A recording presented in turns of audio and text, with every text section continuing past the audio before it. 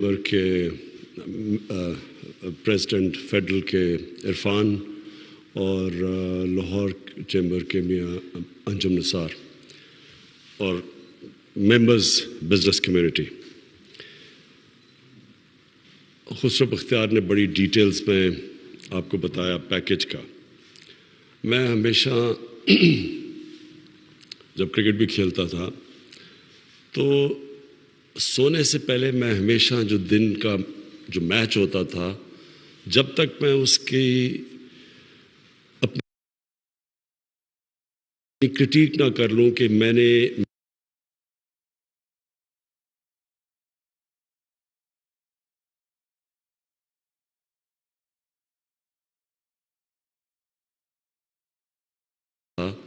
جب تک میں اس کی اپنی کرٹیک نہ کر لوں کہ میں نے میچ اس طرح کھیلا تو آتے ساتھ ہی یہ بزنس کمیونٹی کو پیکیج دینا چاہیے تھا. اور اس کی وجہ بڑی خسرو بختیار نے آپ کو تفصیل میں سمجھائی کہ کوئی بھی ملک ترقی نہیں کر سکتا، آگے نہیں بڑھ سکتا سبزیاں اور گندم بیچ کے. ملک آگے بڑھتے ہیں انڈسٹریل بیس کے اوپر، اور جتنی وہ انڈسٹریز اور زیادہ سوفسٹیکیٹڈ ہوتی جاتی ہیں اور ان کی پروڈکٹیوٹی بڑھتی جاتی ہے، انوویشن ہوتی جاتی ہے، اتنا ہی وہ ملک کے اندر دولت اس کی بڑھتی جاتی ہے. تو کبھی بھی ایک ملک مینوفیکچرنگ بیس کے بغیر اور انڈسٹری کے بغیر وہ کبھی ایک عظیم ملک نہیں بن سکتا.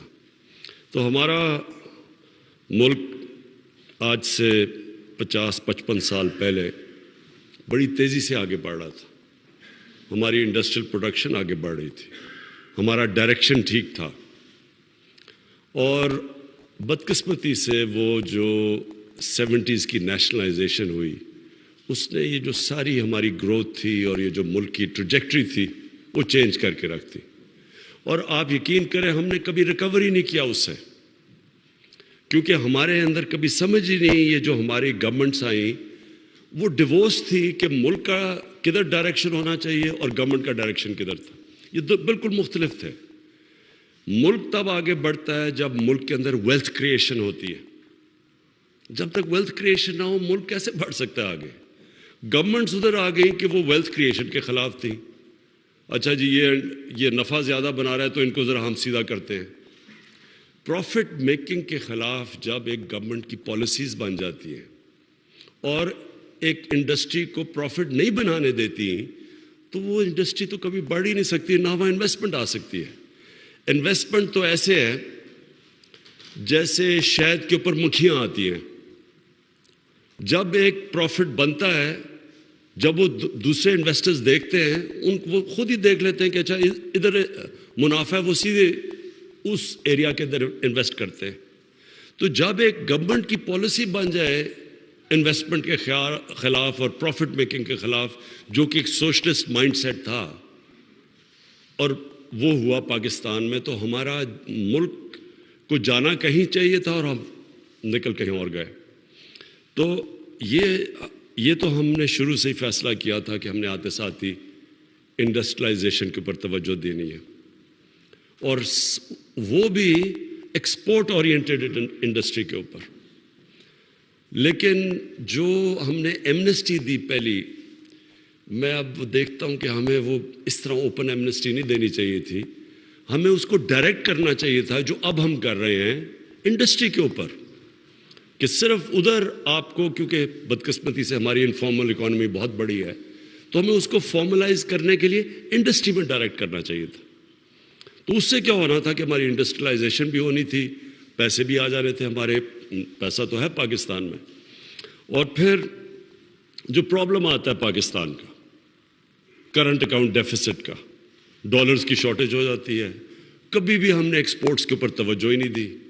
میں نے کل اپنی تقریر میں ایک گراف دکھایا تھا کہ 2000 کے اندر Vietnam, Rwanda, China, India, Pakistan, Bangladesh, اس گراف میں 20 سال کے اندر سب کے سامنے روانڈا سب سے تیزی سے اوپر جا رہا ہے ایکسپورٹس پہ، ویتنام بڑی تیزی سے اوپر جا رہا ہے، ہندوستان، بنگلہ دیش اور چائنا اس سے بھی تیز، سب سے نیچے پاکستان ہے۔ ہماری ایکسپورٹس ہی نہیں بڑھی، جو تھوڑی سی مشرف کے دور پہ بڑی تھی وہ بھی لیول آؤٹ کر گئی۔ تو جب ملک کی ایکسپورٹس ہی نہیں بڑھے گی تو ڈالر کا تو کرائسس ہر تھوڑی دیر کے بعد آ جائے گا۔ جب اکانومی بڑھنے لگتی تھی ہمارے ڈالرز کی کمی ہوتی تھی، کرنٹ اکاؤنٹ ڈیفیسٹ ہوتا تھا، ہمیں IMF کے پاس چلے جانا پڑ رہا تھا۔ تو کوئی لانگ ٹرم پلاننگ پاکستان کی نہیں تھی کہ ہم کیسے اس ٹریپ میں سے نکل سکتے ہیں کہ ہر تھوڑی دیر کے بعد ہمارے پاس IMF کے پاس جانا اس لیے پڑے کہ ہمارا ریزروز کم ہو گئے، ڈالرز ہمارے پاس نہیں ہیں۔ تو اس لیے یہ جو پالیسی ہے اس کے دو پہلو ہیں۔ ایک تو ہم نے صرف ان جو پیسہ پڑا ہوا ہے اس ملک کے اندر، جو پلاٹس کے اندر پڑا رہتا ہے، لوگ پروڈکٹیو استعمال نہیں کرتے، اس پیسے کو ڈائریکٹ کر دیا انڈسٹری کی طرف۔ اسمال اور میڈیم انڈسٹری کے اوپر سب سے زیادہ زور لگایا، جو کہ سب سے مشکل اٹھانی پڑتی ہے اسمال اور میڈیم انڈسٹری کو۔ ان کے اوپر اتنی ہم نے مشکلیں ڈال دی ہیں کہ جو اس ملک کا انڈسٹریل بیس بننا چاہیے تھا، ہمیشہ اسمال اور میڈیم انڈسٹری بیس ہوتا ہے ملک کا، اس کے اوپر اتنی مشکلیں ڈال دیں کہ وہ اپنے آپ کو نکال ہی نہیں سکتا اور ریسٹرکشن سے۔ اور اس کے لیے ہم نے ایک بڑی اچھی اسمال اور میڈیم انڈسٹری کے لیے پالیسی لے کے آئے ہیں، جس کے اندر ہم ان کی جو بھی ریگولیشنز ہیں وہ ہم گیلوٹین کر رہے ہیں، کم کر رہے ہیں، ان کے اوپر جو چیکس ہیں وہ ختم کر رہے ہیں، آسانیاں پیدا کر رہے ہیں ان کے لیے۔ آپ دیکھیں گے کہ ایز آف ڈوئنگ انڈیکس جب بھی اب پاکستان کا میجر ہوگا، آپ انشاءاللہ دیکھیں گے کہ پاکستان اب بڑی تیزی سے اوپر چلا جائے گا، کیونکہ ہم نے بڑی چیزیں ختم کر دی ہیں، ریگولیشنز جو کہ رکاوٹ بنی ہوئی تھی۔ دوسرا، ہم نے سکھ انڈسٹری، اب اتنی ہماری انڈسٹری پڑی ہوئی ہے، کیونکہ اگر آپ نئی انڈسٹری لگاتے ہیں تو پھر بھی تھوڑا سا ٹائم لگتا ہے، لیکن جو انڈسٹری سکھ ہوئی ہے وہ پورا پاکستان کے کیپٹل ضائع ہو رہا ہے۔ تو اس کے لیے ہم نے انسینٹیوائز کر دیا کہ سکھ انڈسٹری میں بھی آپ پیسہ ڈالیں گے تاکہ ہماری انڈسٹریل گروتھ بڑھے۔ اور پھر جو اوورسیز پاکستانیز، دیکھیں میرا سب سے زیادہ تجربہ اوورسیز پاکستانیز کے ساتھ ڈیل کرنے کا ہے۔ میں کرکٹ کے زمانے سے اوورسیز پاکستانیز ساری دنیا میں کمیونٹیز جانتا تھا، پھر شوکت خانہ بنانا شروع کیا تو اس کے لیے سب سے زیادہ میری مدد اوورسیز پاکستانیز نے کی۔ تو میں ہر دنیا کے جدھر اوورسیز پاکستانی سے وہاں جاتا تھا پیسے اکٹھے کرنے کے لیے۔ تو مجھے ان کا پھر بزنس کمیونٹی کا بھی آئیڈیا ہو گیا، وہاں جو لوگ کام کرتے تھے۔ اور اب میں 30 سالوں کی بات کر رہا ہوں جب سے میں نے پیسے اکٹھے کرنے کیے شوکت خانمز کے لیے، تو میں نے دیکھا آہستہ آہستہ چھوٹا بزنس مین بڑا بزنس مین بنتا گیا، اور ان سے پھر مجھے آئیڈیاز آئے کہ وہ کیوں نہیں پاکستان میں بزنس کرتے، کیوں نہیں انویسٹ کرتے آ کے پاکستان میں۔ تو ادھر سے مجھے آئیڈیا ہوا کہ ہم نے سب سے بڑا جو اپنا اثاثہ ہے اوورسیز پاکستانی، ان کے لیے کتنی رکاوٹیں ہم نے پیدا کی ہوئی ہیں، ہر وقت ان کو مشکل رہتی ہے۔ پھر ایک کانٹریکٹ انفورسمنٹ، اگر ان کا کوئی انویسٹ کرتے ہیں پیسہ اور کانٹریکٹ جو پارٹنر ہے، جو مسئلے آتے ہیں ہمارے پاس، ان کے پاس رل جاتے ہیں عدالتوں کے اندر۔ تو یہ ساری چیزیں پھر مجھے تب سے یاد ہے کہ ان کے وہ پھر آخر میں تنگ آ کے پلاٹ کے اندر پیسے ڈال دیتے تھے، پھر پتہ چلا پلاٹ کے اوپر قبضے ہو جاتے تھے۔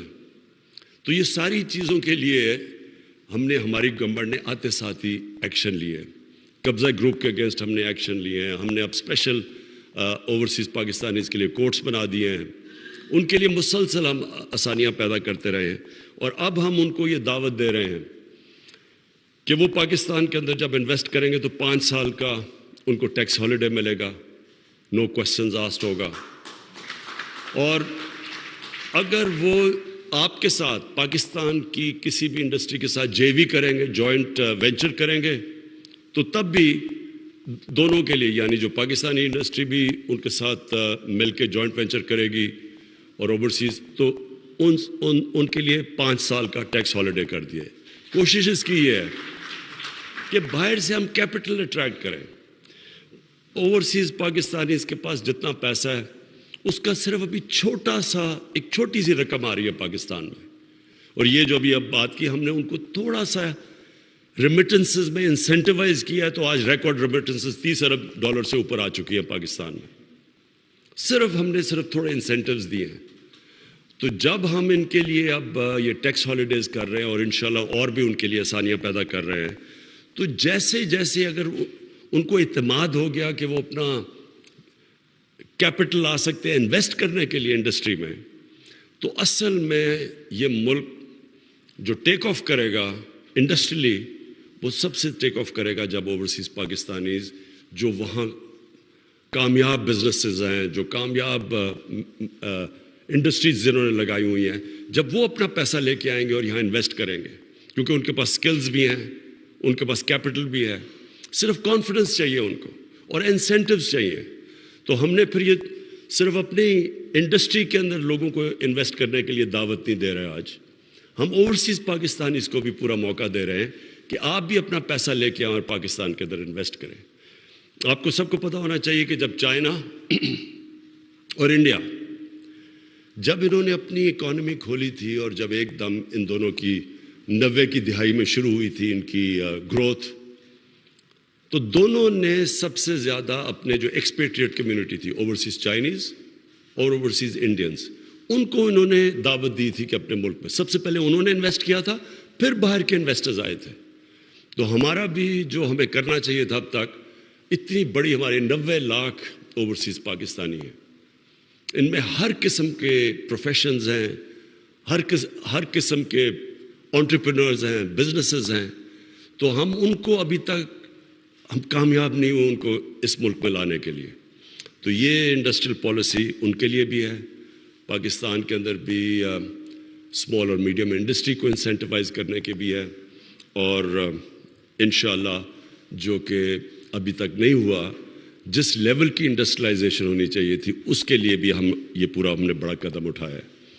اور آخر میں جو سب سے پہلے جس طرح میں سوچتا ہوں کہ مجھے آتے ساتھ ہی کیا کرنا چاہیے تھا, ایک تو یہ انڈسٹری کے لیے صرف ایمنسٹی دینی چاہیے تھی, انڈسٹری کے لیے انویسٹمنٹ کے لیے, اور دوسرا جو آئی ٹی ہے, انفارمیشن ٹیکنالوجی, ہندوستان کہاں سے کہاں پہنچ گیا, اور ہم دیکھیں کہ ہماری ان کے مقابلے میں خیال میں ان کے $140 ارب ایکسپورٹ ہے آئی ٹی کی, اور ہم ابھی 70% ایکسپورٹ بڑی ہے ہمارے آتے ہوئے, لیکن وہ کچھ بھی نہیں ہے, مشکل سے $4 ارب بھی نہیں ہے, یہ کچھ نہیں ہے. اور اس کی وجہ یہ ہے کہ ہم نے اپنے فری لانسرز کو, اپنی آئی ٹی کمپنیز کو انسینٹیوائز ہی نہیں کیا. ہم نے ان کو ایسے رکھا جیسے عام انڈسٹری کو ہم ٹریٹ کر رہے ہیں. آئی ٹی انڈسٹری بالکل مختلف ہے, اس کی ریکوائرمنٹس مختلف ہے, ان کے انسینٹیوز مختلف ہیں. تو یہ پہلی دفعہ اب ہم نے ان کو پوری طرح انسینٹیوائز کیا, اپنے انفارمیشن ٹیکنالوجی کے سیکٹر کو, کمپنیز کو بھی, فری لانسرز کو بھی ہم نے پوری طرح اب انسینٹیوائز اور چھوٹ دی ہے, کیونکہ یہاں تو ایک ینگ پاپولیشن ہے, ہماری دنیا میں دوسرے نمبر پہ سب سے نوجوان آبادی ہے, اور یہ آئی ٹی کے لیے یہ تو سب سے بڑی ریکوائرمنٹ ہے. ہاں ہم نے اور بھی کام کرنا ہے, ہم نے آئی ٹی پروفیشنلز کے لیے بوٹ کیمپس کرنے ہیں, ہم نے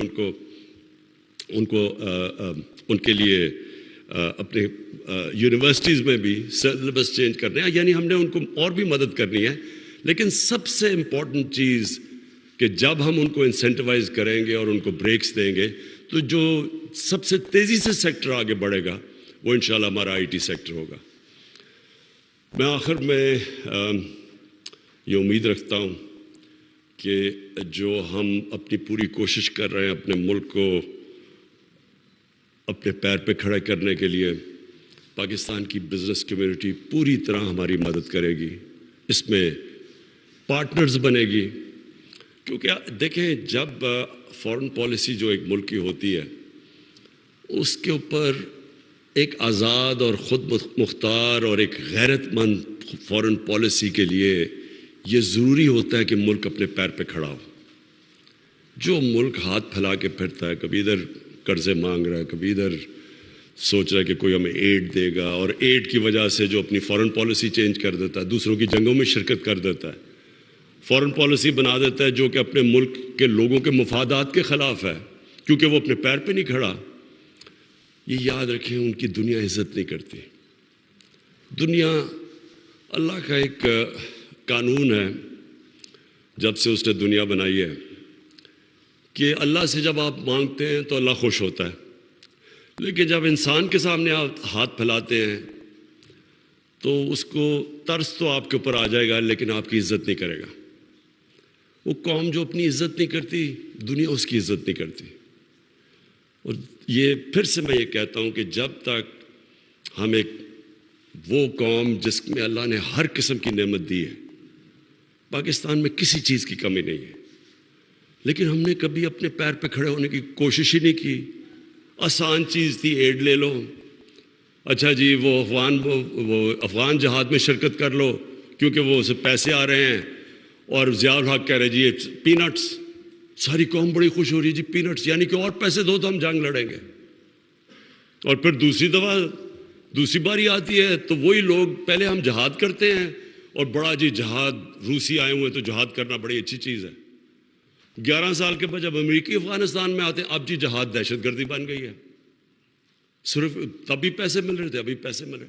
دیکھیں تو پھر جو ذلت ہمیں اٹھانی پڑی، پھر ہمیں امریکہ کو تو برا بھلا نہیں کہنا چاہیے، ہم نے خود اپنے آپ کو ذلیل کیا ہے، اپنے لوگ بھی مروائے، اپنا سب کچھ کیا، صرف اس لیے کہ ہم بجائے تکڑے فیصلے کریں اپنے پیر پہ کھڑے ہونے کے، ہم آسان راستہ لے لیتے ہیں، شارٹ کٹ لے لیتے ہیں.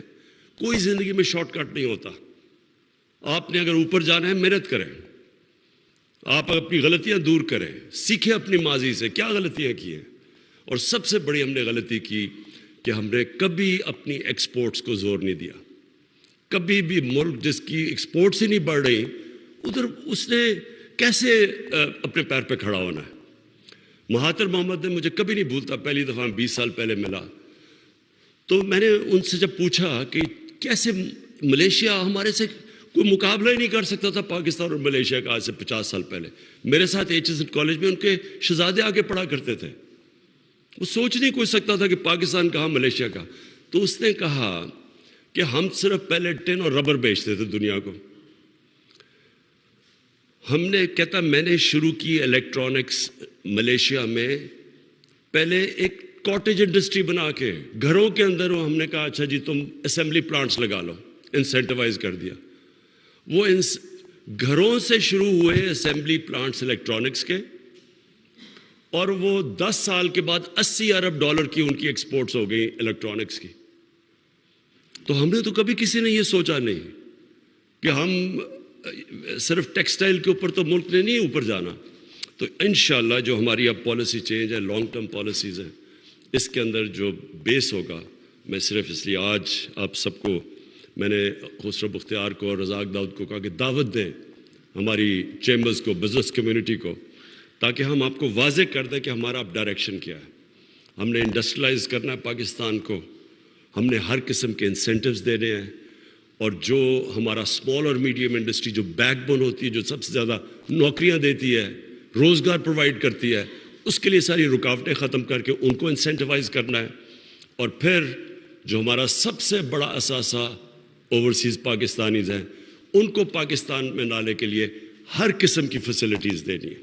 شکریہ. ناظرین، وزیر اعظم عمران خان لاہور میں انڈسٹریل پیکج کے حوالے سے منعقدہ تقریب سے خطاب